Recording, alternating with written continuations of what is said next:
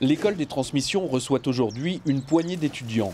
Ils sont spécialisés dans la cyberdéfense et participent à l'exercice DEFNET, un exercice interarmé de combat numérique. Voilà la salle d'exercice. Une attaque cyber frappe la France. Vu l'ampleur, la défense fait appel à des spécialistes civils.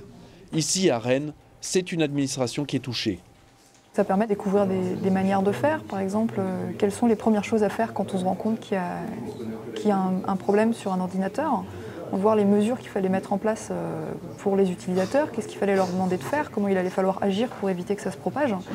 Et ça typiquement, on ne le voit pas en cours, c'est pas le genre de choses qu'on voit en cours, et pouvoir y réfléchir, en plus dans le cadre effectivement d'un exercice de défense, donc de l'armée, c'est vraiment très intéressant.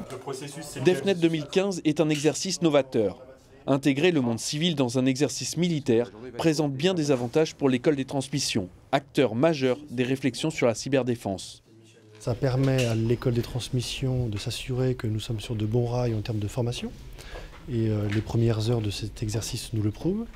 Et ça permettrait également d'échanger des bons procédés, de remettre en question des contenus de formation et voire de lancer des partenariats encore plus poussés, comme par exemple faire intervenir un formateur militaire dans une école civile et inversement.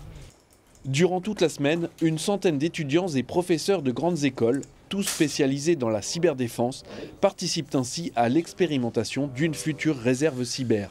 Une réserve qui devrait voir le jour dès 2016 et intégrer 4300 experts de cyberdéfense.